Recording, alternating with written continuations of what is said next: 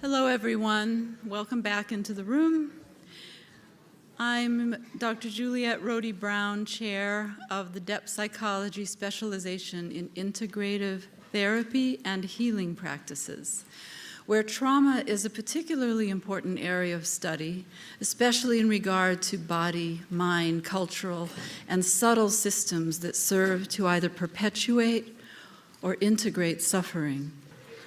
I will start with Dr. Lionel Corbett.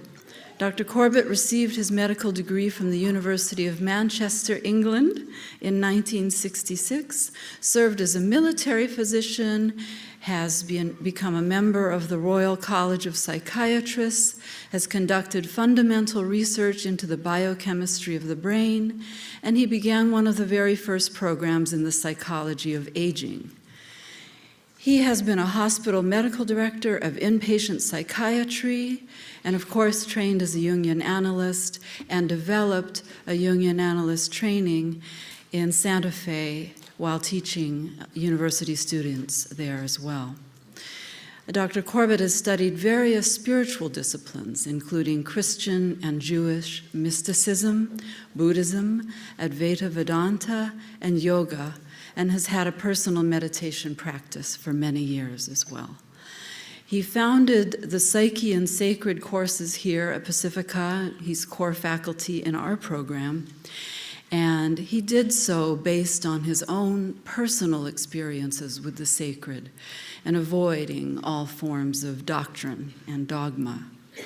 He is the author of 5 books, several training films, and over 40 professional articles, and publications, which you can find in our bookstore, include the essay Seduction, Psychotherapy, and the Alchemical Glutenum Mundi in the book Fire in the Stone, The Alchemy of Desire, Psyche and the Sacred, Spirituality Beyond Religion, The Sacred Cauldron, Psychotherapy as a Spiritual Practice, The Religious Function of the Psyche and Soul in Anguish, Psychotherapeutic Approaches to Suffering. And today he will speak on a depth psychological approach to fundamentalism and terrorism.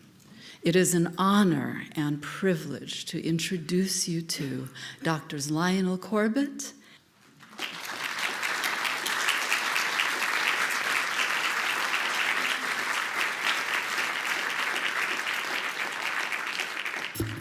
Thank you, Juliette.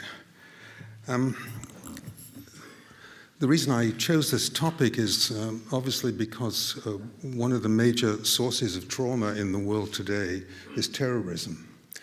And one of the major sources of terrorism is religious fundamentalism. So I'm hoping that by understanding what's motivating people who indulge in this kind of behavior, we'll be able to develop more effective means of dealing with it. For me, this is part of a larger project, which is the attempt to demonstrate that evil behavior is largely the result of human vulnerability. And I hope to show that that's true for many fundamentalists, and especially in the way that fundamentalism predisposes to terrorism.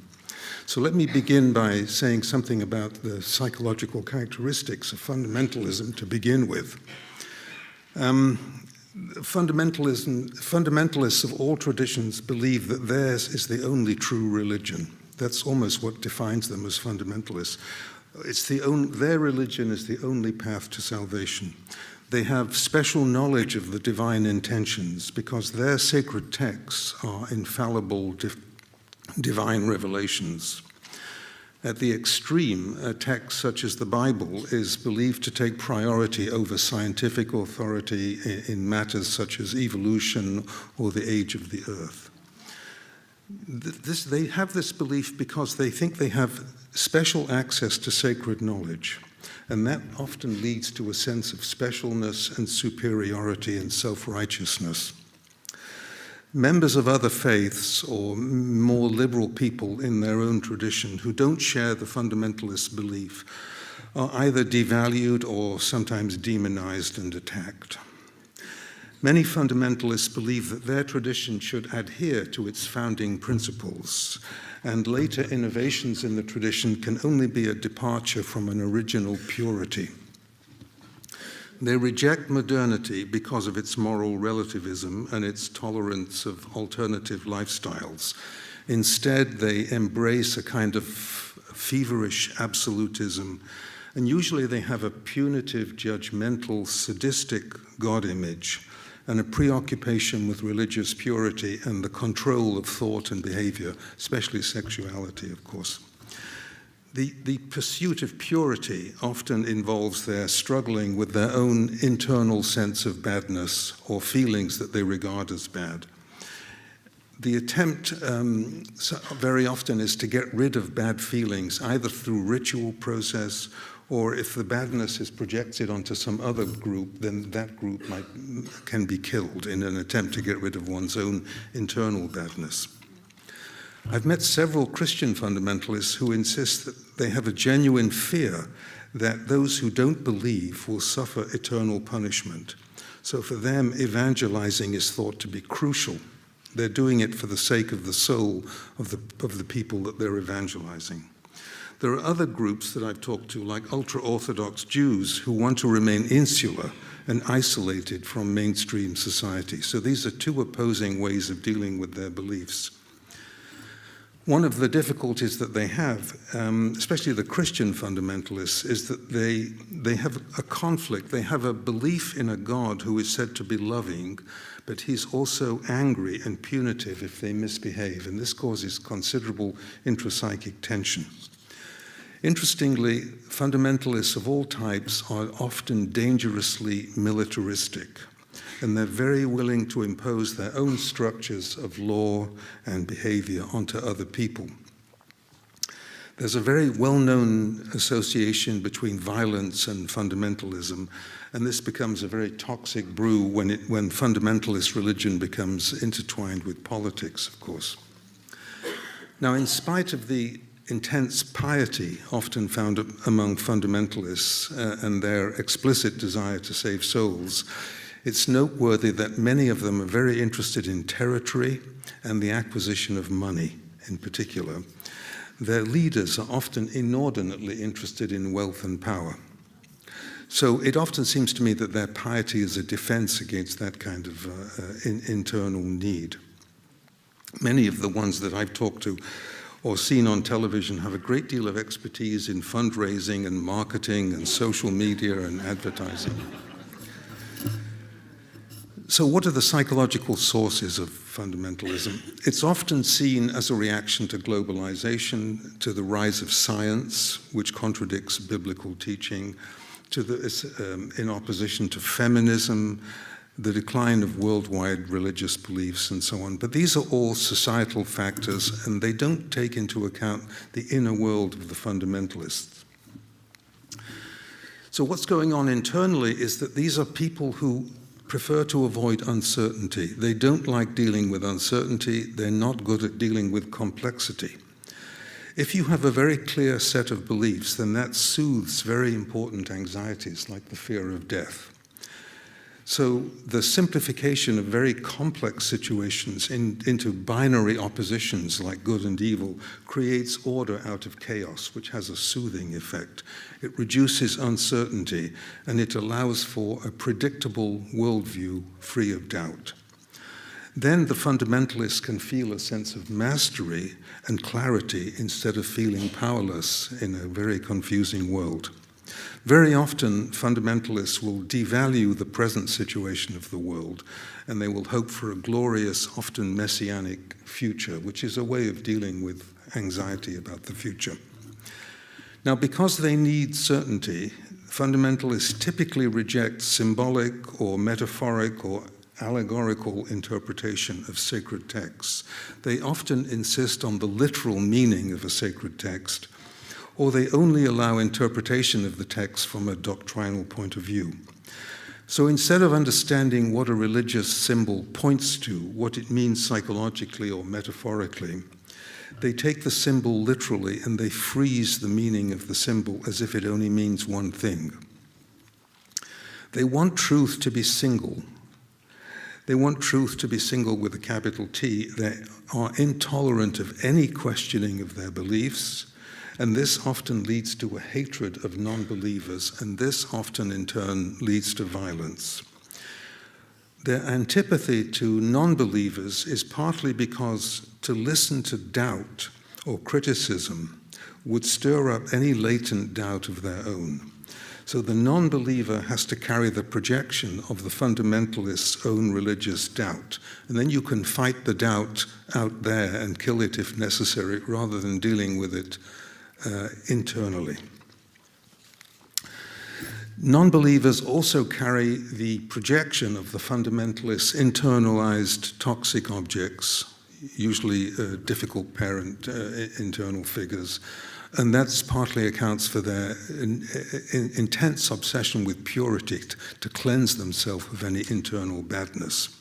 Any internal sense of personal badness can be evacuated onto non-believers and fought out there rather than within oneself.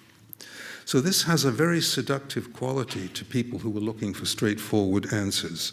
It's seductive for people who want to belong, and especially for people who have an external locus of control, who feel that their lives are controlled by factors over which they have very little influence. They are often idealization-hungry personalities where there was a deficit along this developmental line in childhood, where there was no one to idealize in childhood, no one to soothe them, no one to look up to, no one to give them a sense of direction or goals and values. So instead of being able to find an internal sense of direction or internal goals and values, they are attracted to a charismatic leader or to a group that has all the answer. And they prefer groups that demand allegiance and sacrifice and loyalty from its followers for the sake of an ideal. So fundamentalists have built their lives on a narrow religious structure and a narrow system of beliefs. Sometimes this is a structure that they've internalized from birth. They were trained from birth to have a certain set of beliefs. They're heavily conditioned to believe in the teachings of a tradition. But if they, in development, have developed in a way that leads to deficits in the structure of the self, in the structure of the personality, because of radical failure of attunement and multiple traumas in childhood, then the structures of the tradition will substitute for the internal self-structures which are used to prevent fragmentation anxiety.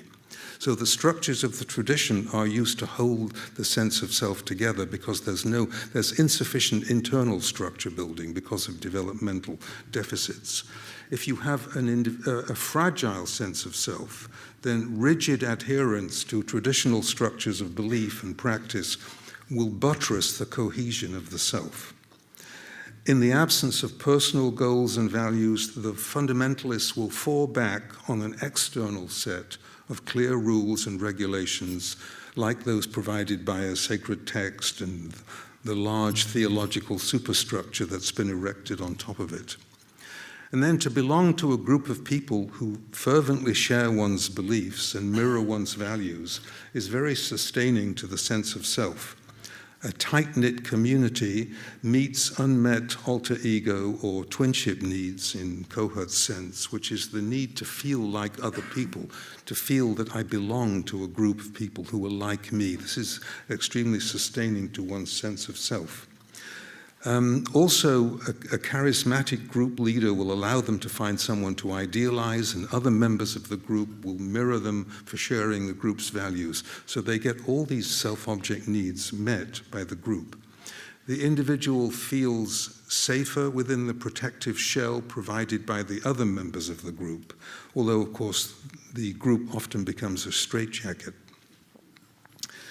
So I'm suggesting that the adoption of very strongly held ideals and values can compensate for internal fragility and buttress fragile intrapsychic structures which are needed to ward off dysphoric affects.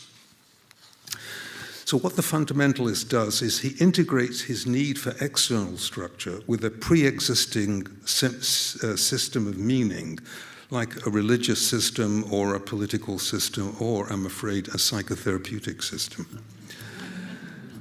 The choice of the system's content is not important for this process to succeed psychologically. What is needed is an intense fanatical belief system which can be used for defensive self-stimulation and to hold oneself together. It's like an addiction that's used to ward off deadness in the absence of a secure sense of self. A charitable view of fundamentalist truth claims, and I think of religious dogma in general, is to see these kind of beliefs as transitional phenomena that serve important psychological functions, transitional phenomena in Winnicott's sense. Of course, this doesn't absolve them of philosophical criticism and says nothing about their historical truth claims. Freudian non-believers dismiss fundamentalist claims as simply illusory. Jungians see the phenomenon of fundamentalism as a result of possession by an archetypal image, like the archetype of the apocalypse or something like that.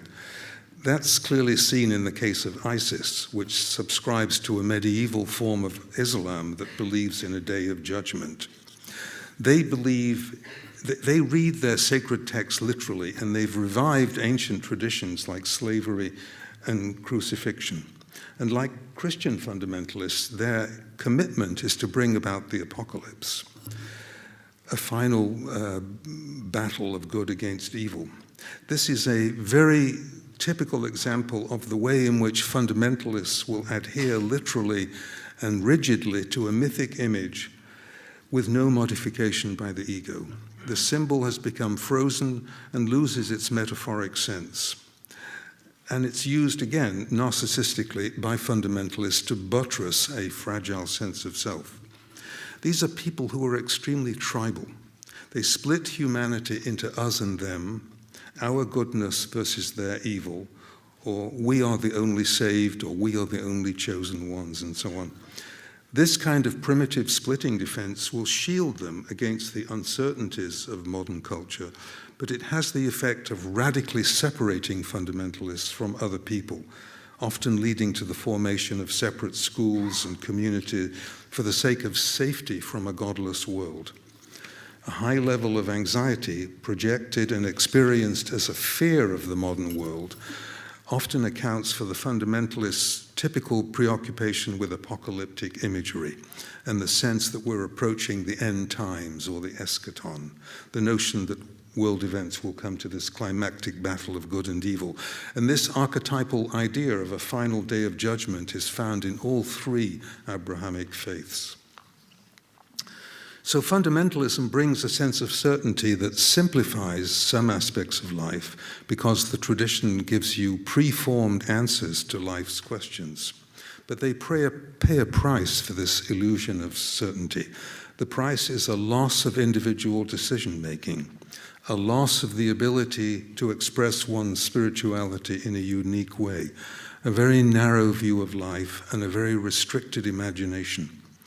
Fundamentalist belief also tends to oversimplify the individual's approach to human nature and also oversimplifies the complexities of human relationships. Fundamentalists do not trust spontaneously occurring numinous imagery or religious experience that does not conform to orthodoxy. They either deny it, they call it demonic, or they modify it to fit some kind of doctrinal system. But I've spoken to several fundamentalists who've had powerful experiences of the divine, which they considered to be demonic because it was non-traditional. A recent example I heard was of a fundamentalist woman who dreamt of Jesus appearing to her as a woman. And her minister insisted this dream must have come from the devil, with a complete failure of the symbolic meaning of the dream, obviously. So there's an attempt to maintain cognitive simplicity, which will defend against painful drives and painful affect states, or this cognitive simplicity will help the individual cope with them by simply trying to deny them or say they're wrong. So what this means is that normal sexual feelings, intense affects such as anger, may become sources of guilt, profound guilt. And if there's any tendency to low self-esteem because of developmental failures of attunement, this leads to tortuous feelings of being sinful and bad and makes them very prone to notions like original sin and so on. They often see human nature as fundamentally flawed and in need of redemption that can only be achieved through the rituals or the prayers or the sacraments of their particular tradition.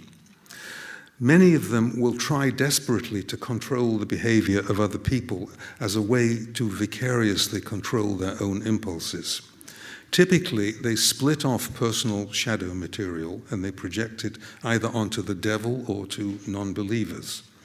And these splitting and projective defenses are very tenacious because they're used to protect a fragile or vulnerable sense of self.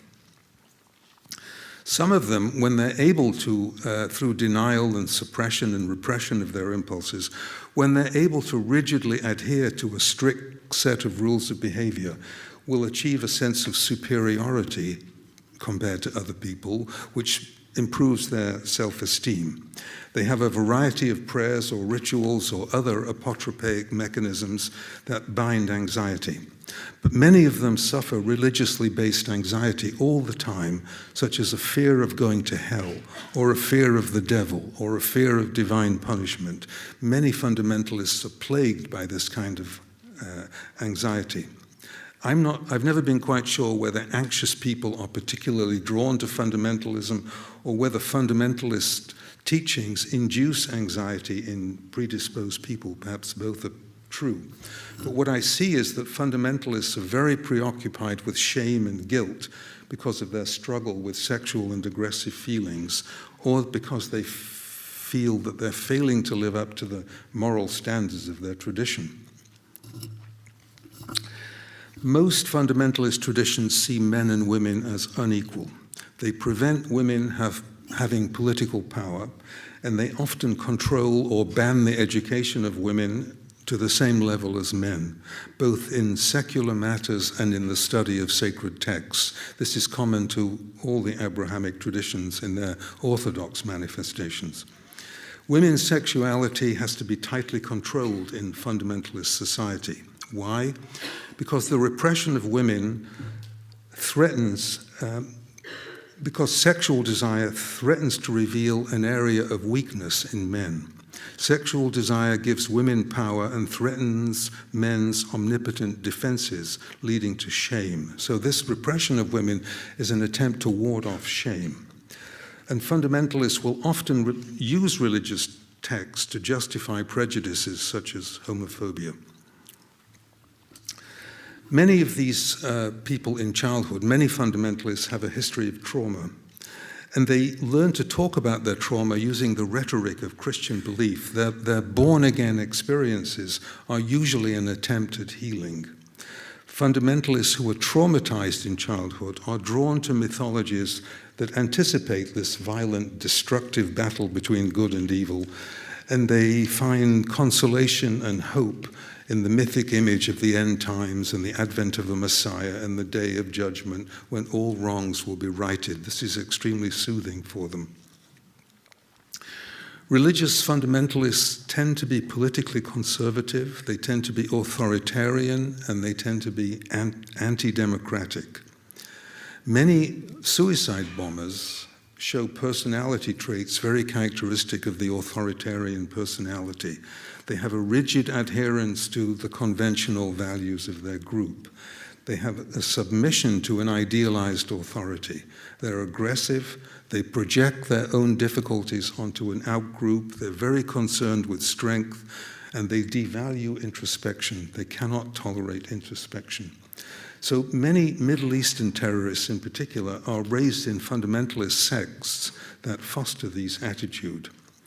Religious martyrdom, of course, is often a feature of fundamentalism, and martyrdom is sometimes a fundamentalist protest against modernism and liberal democracy.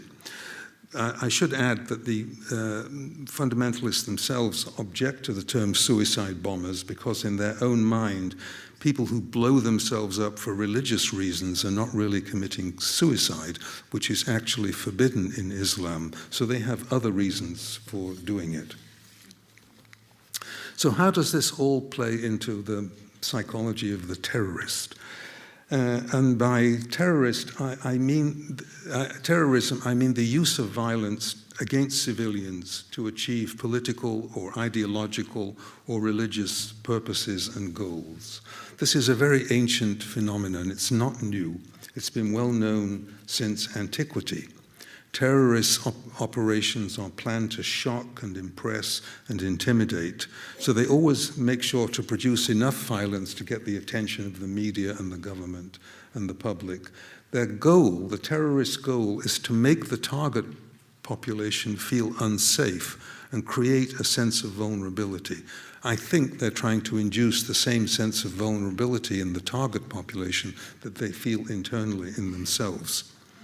Terrorist acts will usually give the responsible group a sense of power which is disproportionate to the group's political or economic influence. Usually they claim that other approaches to political change have been ineffective, although I don't think they've always exhausted nonviolent approaches to their goals before becoming violent, and many of them seem to show no interest in peaceful approaches. So the important question for the psychologists is to try to understand how the terrorist is able to overcome normal human inhibitions against inflicting suffering on other human beings, which most of us have, which I think is an inborn human trait, is something that has to be overcome in order to manifest itself. And how are they able to morally justify doing so?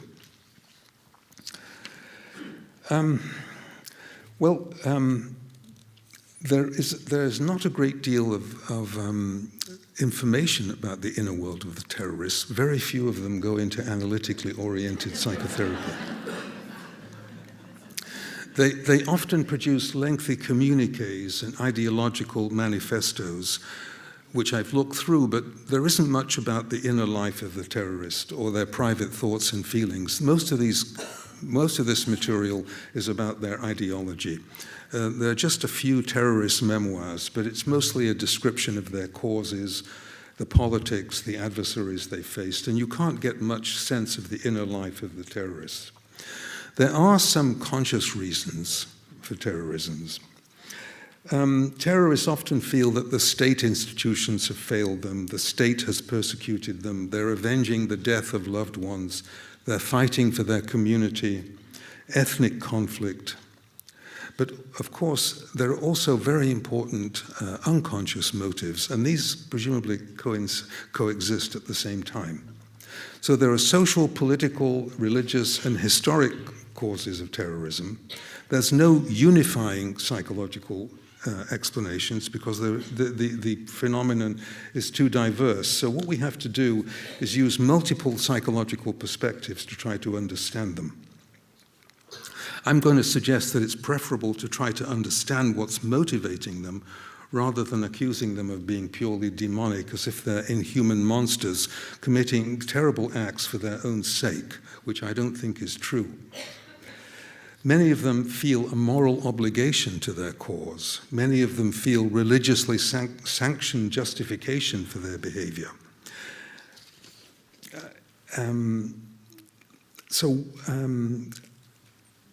What is the value? Is it the need for justice? Is it the need for revenge, which allows the terrorists to ignore ordinary moral constraints? How is it that they can murder innocent civilians in buses and markets, often killing themselves in the process?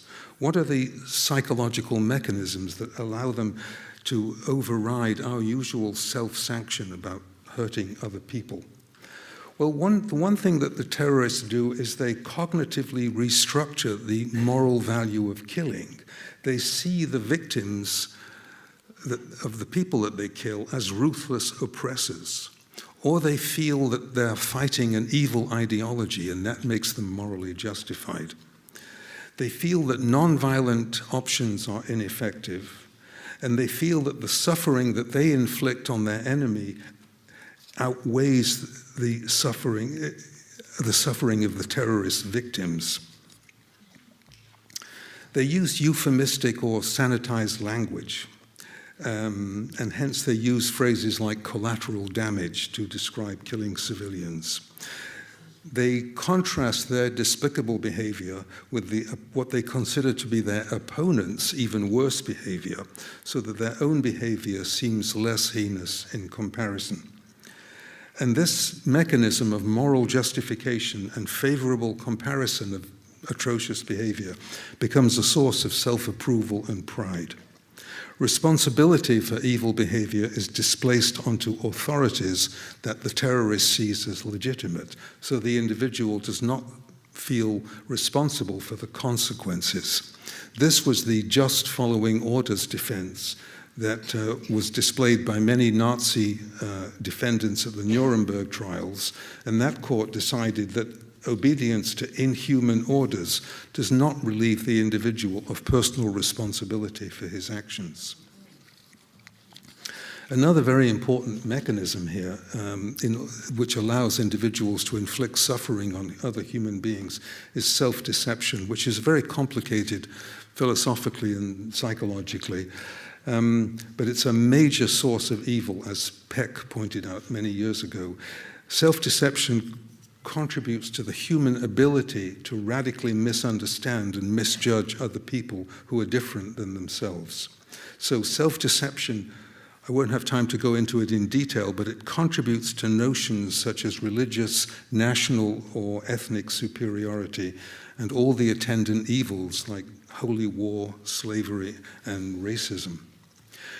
Now the question arises, are all these terrorists, many of whom are fundamentalists, are they all pathological personalities? There are two schools of thought in this area. There's one school of thought that says that most terrorists are not, in fact, abnormal personalities.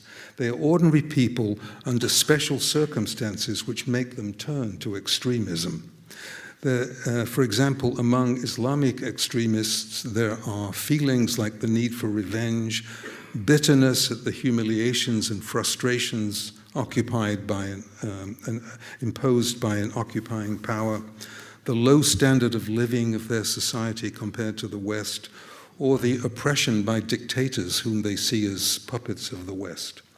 They would rather feel strong in their hatred and their resistance than to feel weak and powerless. It's preferable to feel strong and angry and full of hate than to roll over and feel helpless and passive. And of course, they're very vulnerable to extremist preachers who can direct their rage by invoking jihadist ideology and radical interpretations of the Quran.